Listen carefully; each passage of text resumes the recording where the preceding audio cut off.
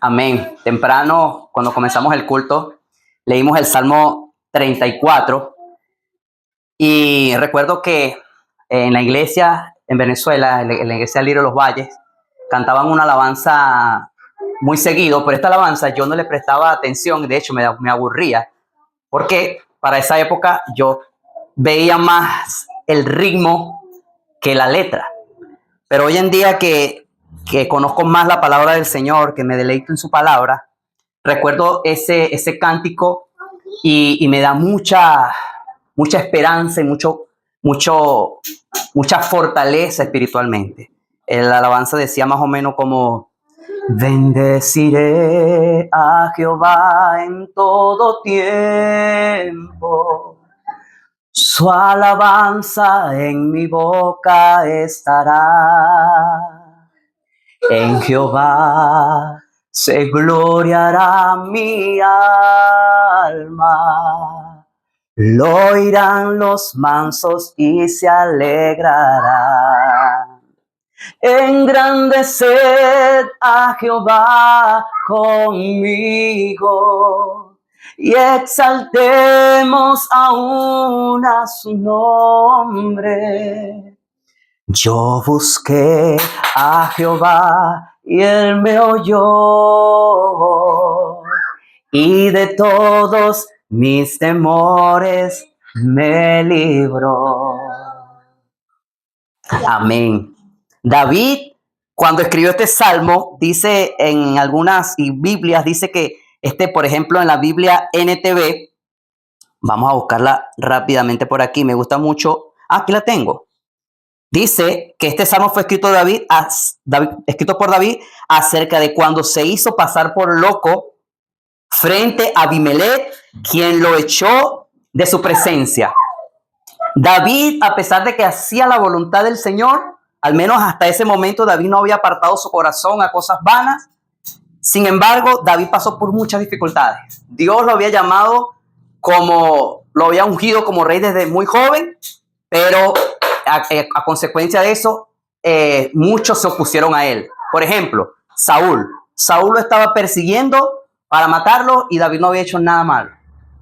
Y en ese proceso de persecución, de huida, mejor dicho, llegó a la tierra de Abimelech. Si mal no recuerdo, eran la tierra de los filisteos. Y David, por supuesto, era enemigo de Abimelech, el rey. ¿Qué hizo David? A pesar de que David hacía la voluntad de Dios, pasó por una dificultad al punto de que tuvo que hacerse pasar por loco.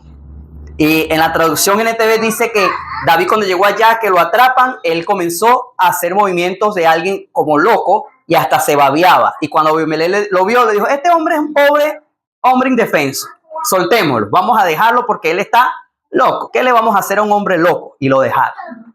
Entonces, ¿qué punto quiero yo tocar de aquí? Que, como dijo el apóstol Pablo, dijo en una ocasión: todo el que quiera vivir una vida agradable al Señor sufrirá persecución. Pero todos los hombres y mujeres que han conocido al Señor saben que la persecución no es en vano, no es algo que va a pasar y no va a dejar una marca en nuestras vidas. No, todos los creyentes que han conocido al Señor saben que la persecución trae como consecuencia crecimiento espiritual. Por ejemplo, el escritor, o mejor dicho, el apóstol Pablo, en Romanos capítulo 5, dijo unas palabras maravillosas. La vamos a leer en la traducción NTV. Pero en el capítulo, en los versículos, por ejemplo, 3, dice: también nos alegramos al enfrentar pruebas y dificultades. ¿Quién está hablando aquí? Un hombre que había conocido a Jesucristo, que había visto a Jesucristo cara a cara. Cristo se le presentó. La vida de Pablo cambió al punto de que no le importó ser perseguido. Él sabía que al comenzar a predicar a Jesucristo entre su nación, entre los judíos, iba a sufrir persecución por medio de los líderes. Sin embargo, esto es la actitud de Pablo es la actitud, repito, de personas que conocen al Señor. Y dice así: Romanos capítulo 5, verso 3 dice, también nos alegramos al enfrentar pruebas y dificultades. Miren cómo se expresa el apóstol Pablo aquí. No, me alegro al enfrentar pruebas. Nadie con un poco de cordura, humanamente hablando, va a decir que se alegran las dificultades. No, mayormente uno no quiere enfrentar dificultades. Uno quisiera vivir en paz, tranquilo, en su zona de confort. Pero los hijos de Dios dicen, nos alegramos al enfrentar pruebas y dificultades, porque sabemos que nos ayudan a desarrollar resistencia. ¿Cuál resistencia? A este mundo, ¿sí?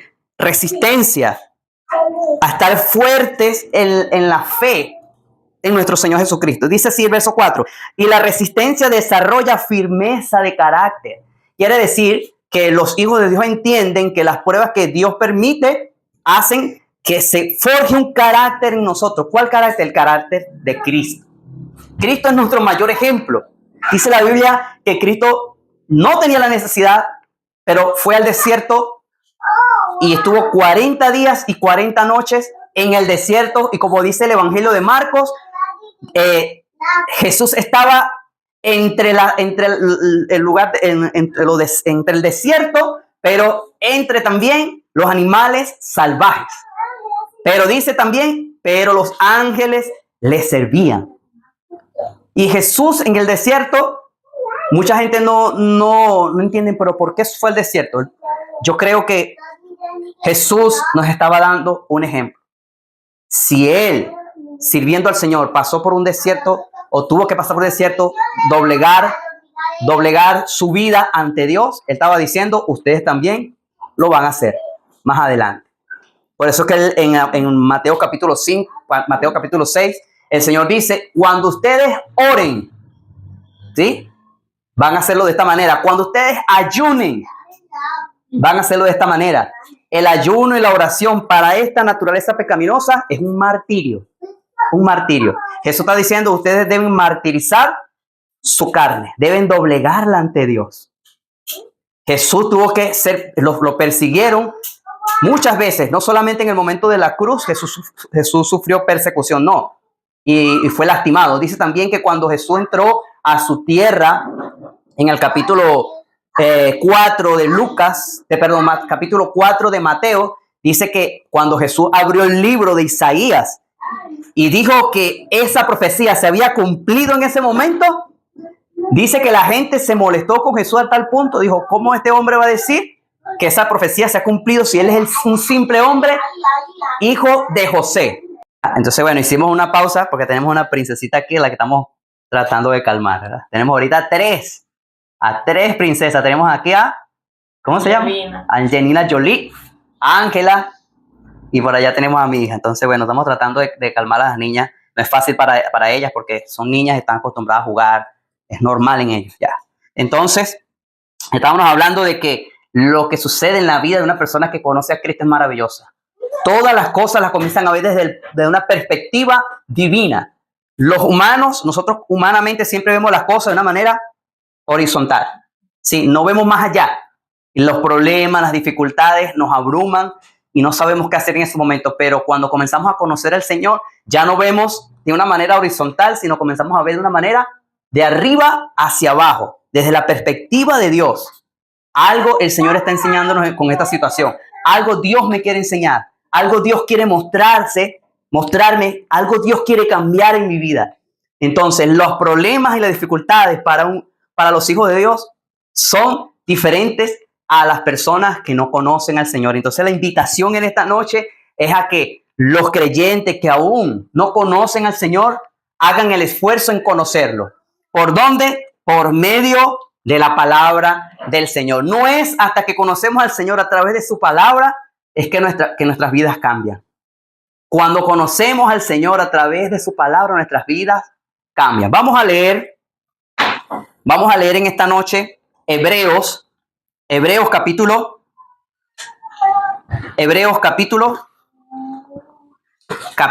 12. Por favor, busquen Hebreos capítulo 12.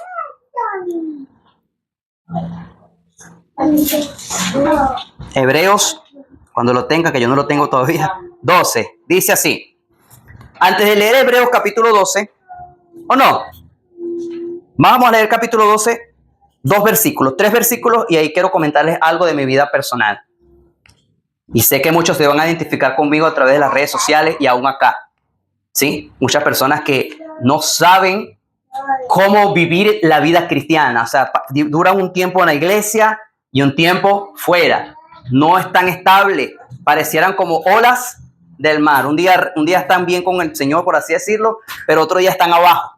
Hoy, con lo que el Señor nos quiere enseñar en Hebreos capítulo 12, vamos a comprender cómo nosotros podemos vivir una vida agradable al Señor. Vivir una vida dedicada al Señor. Amén. Dice así. Estamos leyendo en la versión NTV. Los amigos que nos van a ver en las redes sociales va a aparecer en la pantalla los versículos. Dice así.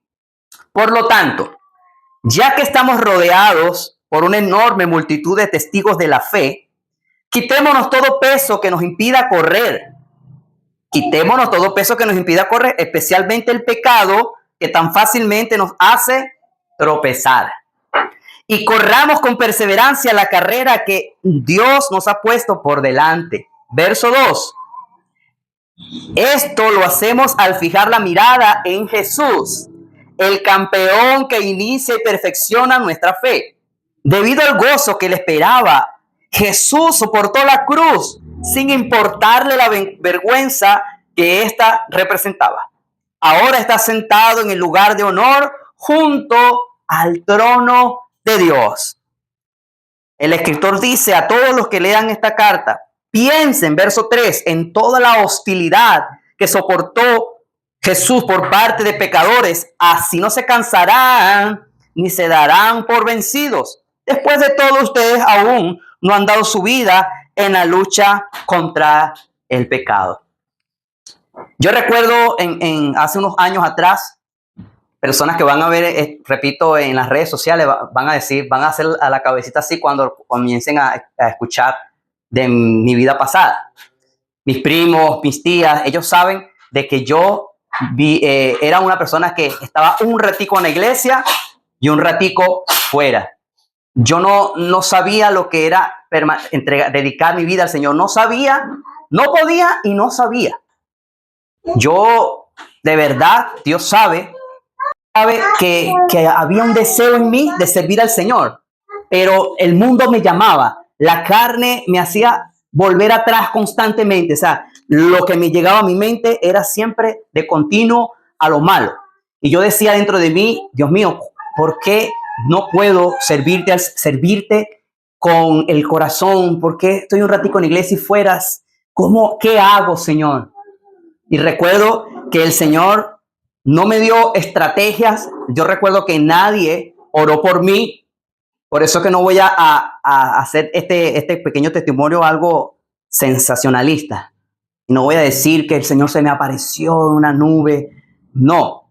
Lamentablemente muchas personas quieren contar su testimonio y quieren asombrar a la gente y le agregan cosas. Lo vuelven sensacionalista. ¡Wow! Como para que digan, el hermano tal, horrendo testimonio. O tremendo testimonio, como diríamos en Venezuela, que dicen horrendo como algo impresionante, ¿ya? No, solamente el Señor me habló y me dijo, ¿verdad? Aquí está la palabra, permiso, mi amor. Aquí está las escrituras que son las que te van a transformar tu vida. Las escrituras. Alguien dirá, no, hermano Eri, es el ayuno y la oración. Miren, para ayunar correctamente, para orar correctamente, debemos conocer la palabra de Dios. Mucha gente ayuna, mucha gente ora, pero al no conocer el mensaje del evangelio, su ayuno a veces es aún para Dios abominable. Y sus oraciones son abominables o son para Dios, Dios las repudia, las rechaza. Solamente cuando conocemos el mensaje del evangelio es que al orar, oramos correctamente. Entonces, a medida que yo recuerdo que comencé a leer los evangelios, comencé a ver la vida de Jesús y mi vida comenzó a cambiar. Yo decía, wow, este hombre, porque a pesar de que yo era cristiano, veía a Jesús, lo humanizaba mucho. No sabía de que Jesús, a pesar de ser hombre, era Dios. ¿Sí? Y eso nos pasa mucho a nosotros. Sí, Jesús.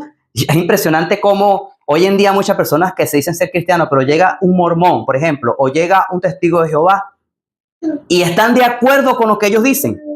No, sí, es verdad, Jesús era un hombre bueno, era un buen profeta, y quedan allí.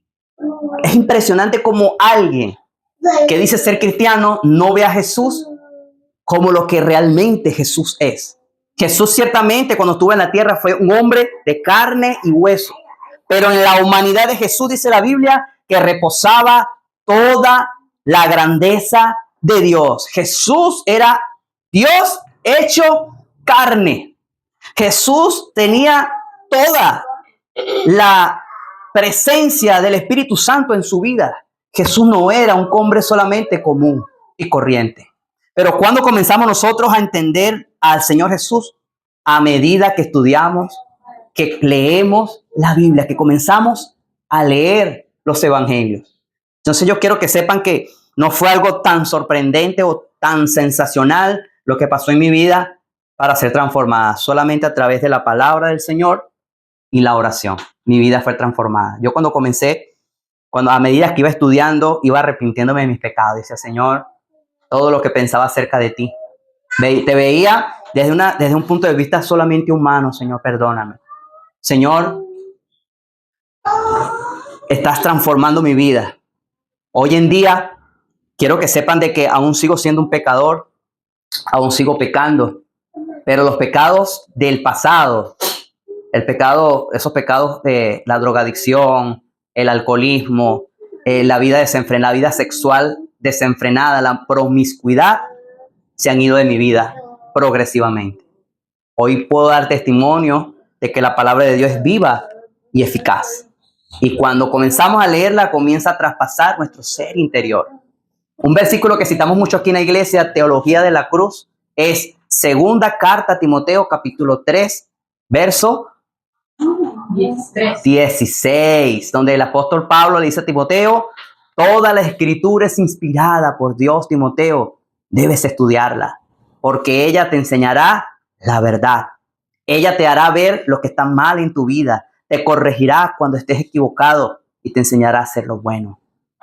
Timoteo, Dios capacita a su pueblo a través de su palabra. Hay muchos lugares, muchas iglesias que hacen tiros fallidos, tiros al aire, al tratar de hacer encuentros donde llevan a las personas a los encuentros y dicen, en el encuentro Dios va a transformar tu vida, vas a hacer otro en el encuentro o otro en el encuentro. Pero resulta que los encuentros y todas esas cosas, si nosotros aislamos la palabra, esos son como tiros al aire, no dan al blanco. La manera de que una persona sea transformada es a través de la exposición de la palabra. Otra cosa que las personas que hacen encuentros, que practican los encuentros en sus iglesias y hacen talleres de patrimonio, talleres para los jóvenes y talleres, deben saber que un creyente no cambia de un día para otro. Mira, es un evangelio, es una semilla mal sembrada. Es una semilla con un fruto malo. Al decirle a alguien que tú vas a cambiar en 3 días, los estás engañando. Es la palabra de Dios y es un proceso. Por eso es que hay mucha gente que van a la iglesia y como no ven el cambio que le prometieron en 3 días, terminan yéndose. O por otra parte, de verdad, bueno, 3 días en el encuentro fueron otros, pero cuando pasa una semana, vuelven otra vez al pecado. Es a través de la palabra del Señor, es poniendo la mirada en Jesús. Cuando el escritor de Hebreos dijo, pongan la mirada en Jesús, ya Jesús no estaba presente, o al menos físicamente. Ya los creyentes de la época que se escribió el libro de Hebreos no estaban viendo a Jesús físicamente. Cuando el escritor dijo, pongan los ojos, fijen la mirada en Jesús, estaban diciendo, en pocas palabras, vayan a las escrituras, vayan a los profetas, lean acerca de Jesús, las profecías, pongan la mirada en Él. Ya Jesús, repito, no estaba, pero estaban los escritos, estaban las profecías. Ahora, para nuestros tiempos, El escritor de Hebreo está diciendo, dedica la vida al estudiar. Lee los evangelios. No son 4 evangelios. Porque bueno, hay que agregar más libros a la Biblia y vamos a poner 4 evangelios. No, tienen un propósito. 4 evangelios. Esos 4 evangelios tienen un propósito. Si tú no conoces a Jesús, tal vez tú no seas salvo, pero todavía tienes oportunidad de que seas regenerado a través de la palabra del Señor. Todavía el Señor está dando la oportunidad de que tú pongas tu mirada en Jesús. Allí están los evangelios. Vamos a leer unas palabras del apóstol Juan, el cual es llamado el discípulo amado. Dice el capítulo 20 del Evangelio de Juan. El apóstol en el verso 30 escribe acerca del propósito de la Biblia. Alguien sabiamente dijo, la Biblia no es para tenerla bajo el brazo. La Biblia no es para tenerla abierta en la casa, abierta allí en el Salmo 91. La Biblia es para leerla. Mira cómo dice. El versículo 20, San Juan capítulo 20, verso 30. Dice, los discípulos de Jesús lo vieron hacer muchas otras señales milagrosas, además de las registradas en este libro. Escuchen, pero estas se escribieron para que ustedes continúen creyendo, no desfallezcan en la fe en Jesús, sino para que vayan cada día fijando la mirada en Jesús, que es el Mesías, el Hijo de Dios, y para que al creer en Él, al obedecerle a Él, tengan vida por el poder de su nombre. Hay muchos creyentes en las iglesias que aparentan. El pastor les pregunta, ¿cómo están, hermanos? En gozo, en victoria, en lleno del poder de Dios. Pero ellos saben que llegan a su casa. Ellos saben que cuando están a solas, son como le dijo Jesús a la iglesia de la Odisea en el capítulo 3 de Apocalipsis. Eres un miserable, pobre y hasta ciego. Pero a los pastores le dicen, no, a los hermanos, estoy lleno del poder de Dios. Pero en realidad no es así. Mira como el Señor le dijo a la iglesia de la Odisea y nos dice a muchos de nosotros en este tiempo. Dice así. Tú dices, yo soy rico, tengo todo lo que quiero, pero no necesito nada más. Hay muchos creyentes que dicen así en las iglesias, que hablan con el líder y por pena de que saben que ya son esclavos al pecado, dicen, no necesito nada, estoy en gozo, victoria, todo lo puedo en Cristo. Pero no te das cuenta, te dice el Señor, que eres un infeliz y un miserable, eres pobre, ciego y hasta desnudo o desnuda. Así que te aconsejo que de mí compres oro, un oro purificado por fuego, y entonces serás rico. Compra también ropas blancas de mí, así no tendrás vergüenza por tu desnudez. Y compra ungüento para tus ojos, para que así puedas ver verdaderamente. Yo corrijo y disciplino a todos los que amo. Por lo tanto, sé diligente y arrepiéntete de tu indiferencia.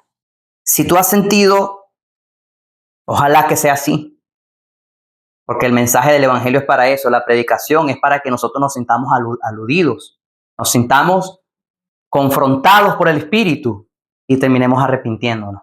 Ese es el propósito del mensaje, que al tú sentir, Señor, me estás hablando, tú puedas cerrar tus ojos en ese momento y decirle, Señor, me estás hablando, ayúdame, transforma mi vida, dime cómo estudiar la palabra, que es la que me va a transformar.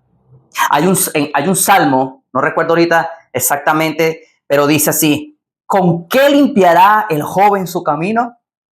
Con guardar su palabra. Esa palabra, cuando dice guardar su palabra, está hablando de atesorarla, leer la Biblia y atesorarla, meditar en ella. Eso es lo que va a transformar a un creyente. Entonces, si tú estás ayunando, si estás leyendo la Biblia, si estás orando y leyendo y ayunando consecutivamente y sigues en lo mismo, es porque te falta fijar la mirada en Jesús. Fijar la mirada en Jesús para nuestros tiempos es estar constantemente viendo a Jesús en los evangelios. Estás constantemente escuchando el consejo de los apóstoles. Ellos dieron el fundamento. Nosotros no tenemos que buscar más revelación, sino lo que está aquí, en su palabra. Eso es lo que te va a hacer un creyente diferente. Miren, todos los creyentes tenemos una batalla para leer la palabra de Dios y sobre todo estudiar la palabra del Señor. Hay creyentes que tienen en su teléfono la Biblia, pero cuando están leyendo les llega un mensaje, ¿verdad? Y ahí uno se comienza a distraer.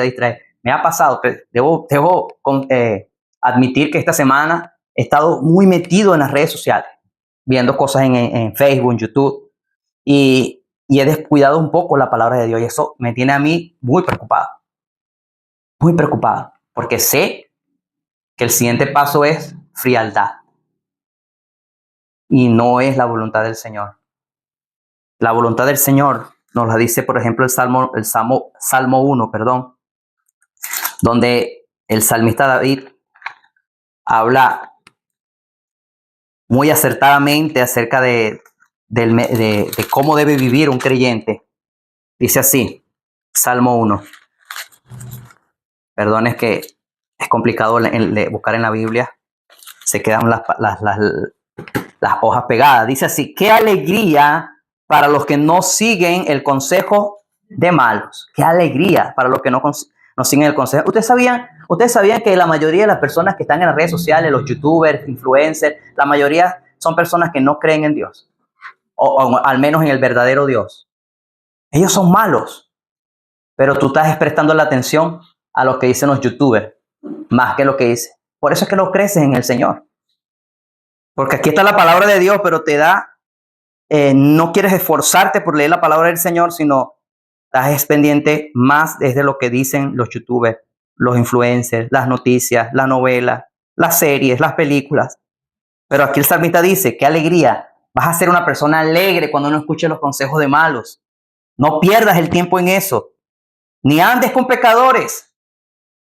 Andar aquí no quiere decir que tú no vas a ser sociable, socializar con la gente. Pero lo que el Señor dice aquí es que los que no andan constantemente con las personas que no tienen temor a Dios. No está diciendo no saludes, no está diciendo hazte asocial. No, está diciendo no intimes. No pases tanto tiempo con gente que no tiene temor de Dios. Hermano Eri, pero ¿y qué hago yo si mi esposo o mi esposa no es cristiana? Miren, hay excepciones. Por supuesto, uno no puede sacar el cuerpo a su pareja, a su esposo, a su esposa. Sin embargo, si tú pasas tiempo con el Señor, vas a poder darle testimonio a tu esposa y a tu esposa. Por eso es que la Biblia dice que un cristiano puede santificar a su esposo que no es cristiano. Una cristiana puede santificar a su esposo o a su esposa en el caso de los hombres. Pero cuando un cristiano rinde su vida al Señor cada día. Luego dice, con burlones, no pierden el tiempo, sino que se deleitan en la ley del Señor. ¿Ve? Se deleitan en la ley, meditando en la ley del Señor de día y de noche. Son como árboles plantados a la orilla de un río, que siempre dan fruto en su tiempo. ¿Quieres dar fruto? Tú dices, Señor, yo quiero ser un evangelista, quiero predicar, quiero ser un maestro de la palabra. Señor, quiero liderizar la iglesia. Bueno, es en la palabra del Señor. Si meditas en ella, si la estudias, vas a dar fruto. Fruto que al Señor Jesús le agrada. Por algo Jesús no dijo en vano, sin mí nada puedes hacer. Llevarás fruto cuando permanezcas en mí y mis palabras permanezcan en ti. Juan capítulo 15. Ya no hay excusas. Los que están viendo este video, los que están presentes, no tienen excusas delante del Señor en el día postrero. No puedes decir, no se me dijo, no se me predicó. Ya el Señor te está diciendo cómo puede ser tu vida transformada. En una ocasión en Juan capítulo 8, a una mujer la consiguen en pleno hecho de adulterio. No sabemos cuando dicen que la sorprendieron, puede ser que estaba en el lecho del pecado, cometiendo adulterio con otro hombre. Pero dice la Biblia que Jesús no la condenó. No la condenó. Pero sí le dijo, vete, no peques más. Pero lo que quiero resaltar en esta noche es lo que dijo en el verso 12. Después que Jesús la despidió, la despachó y le dijo que no pecara más, alzó su voz una vez más al pueblo y dijo, yo soy la luz del mundo. Yo soy la luz del mundo. Si ustedes me siguen, no tendrán que andar en la oscuridad, porque tendrán la luz que lleva a la vida. Sigue al Señor. Esa palabra, como dice mi esposa, es muy común hoy. Seguir. Los youtubers te dicen, sígueme en las redes sociales. Sígueme, sígueme. El Señor Jesús te dice en esta noche, sígueme a mí. Sígueme a mí. Pero ¿cómo te sigo, Señor? Repito, el Señor le podemos seguir a leer sus relatos, sus hazañas, sus milagros a través del evangelio, de los evangelios. Yo resalto mucho los evangelios, no dándole menos importancia a los otros libros de la Biblia, a las cartas, solo que los nuevos creyentes deben conocer verdaderamente a Jesús. Si no, no le vas a hallar sentido, no vas a comprender el mensaje de los apóstoles, no vas a entender absolutamente nada si no conoces a Jesús primeramente. Debes conocer a Jesús. Hay algo que alguien puede decir, yo no vivo una vida de pecado, pero fácilmente cualquiera viene con cualquier corriente doctrinal y te confunde, porque no conoces a Jesús. En estos días, o allá hace un tiempo, una joven, una pobre mujer, porque no tiene otro nombre, no se le puede decir de otra manera, una pobre mujer, supuestamente ella enseña la palabra de Dios a través de las redes sociales, y dijo, una soberana locura. Ella dice, ¿qué Biblia leen ustedes? Porque la Biblia que yo leo, en la Biblia que dice que Jesús era rico, que tenía mucho dinero, al punto de que tenía tesoreros, un hombre que le administraba el dinero y vestía ropas caras, decía. No sé qué Biblia leen ustedes. Y mucha gente dándole me gusta a ese video que hizo esta chica. Es lamentable, porque si nosotros leemos los evangelios, vamos a ver cuando Jesús dijo, por ejemplo, estas palabras. Él dijo, las zorras del campo tienen guarida. Los animales aún tienen donde dormir, pero el Hijo del Hombre no tiene donde recostar su cabeza. Eso no tenía ni siquiera una casa propia. Pero ella dice que Jesús era rico. No sé qué Biblia lee ella, de verdad. Pero mucha gente está siendo engañada. Si los que están viendo este video se dejan engañar de ahora en adelante, es porque quieren, porque el mensaje está siendo predicado. Debes afirmar tu fe en Jesús y la única manera es a través de su palabra. Amén. Hoy no predicamos, no enseñamos en Lucas 18 porque era necesario. Y lo estoy predicando, bueno, pidiendo la ayuda al Señor y por una conversación que tuve con un creyente anoche, un hermano que está apartado, está pasando por muchas situaciones muy difíciles. Y yo dije, no, Señor, espero que él pueda ver este video y entienda que es fundamental pasar tiempo en la presencia del Señor. Es fundamental apagar el teléfono. Es fundamental ponerlo en silencio, desconectarte y prestar atención a la palabra del Señor. Es fundamental pasar tiempo con el Señor Jesús. Amén. Que el Señor les bendiga. Vamos a orar en esta noche. Queremos hacer una oración que verdaderamente sea una oración bíblica. Amén. Señor Jesús, damos gracias en esta noche porque tu palabra ha sido predicada. Señor, nosotros, muchos creyentes hoy en día saben, entienden que es tu palabra. Tu palabra es fundamental en nuestras vidas, conocerte. Es por ello que Juan, hace siglos atrás, dijo que el propósito del libro era que nosotros continuemos creyendo que Jesús es el Mesías. Nosotros al leer vamos a alimentar nuestra fe en el Señor Jesús, vamos a seguirle verdaderamente. Vamos a creer, seguir creyendo de que Él es el Mesías, el Hijo de Dios. Y al creer en Él, vamos a tener vida por el poder de tu palabra. Señor, hacemos una oración en esta noche por el pueblo, por esos nuevos creyentes, esas personas que no conocen a Jesús, para que recuerden o entiendan que toda la Escritura es inspirada por Dios y es útil para enseñarnos la verdad, para corregirnos cuando estamos equivocados, para enseñarnos a hacer lo correcto, para corregirnos. Señor, oramos para que entiendan que Dios nos capacita a través de su palabra.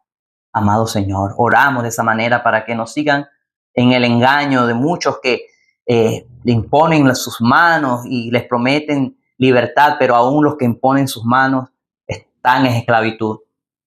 Señor, oramos para que tu palabra sea leída, no solo sean compradas las Biblias y sean arrimadas o arrumadas en un rincón de la casa, sino que comencemos a leer la palabra del Señor. Padre, que así sea, porque tu palabra nos enseñaste, profetizaste que antes de tu venida, la buena noticia sería predicada a todas las naciones. Después de esto vendrá el fin. Después que, Señor, reúnas a tu pueblo, al número de escogidos, vendrá el fin. Que así sea, Señor Jesús. Ven pronto.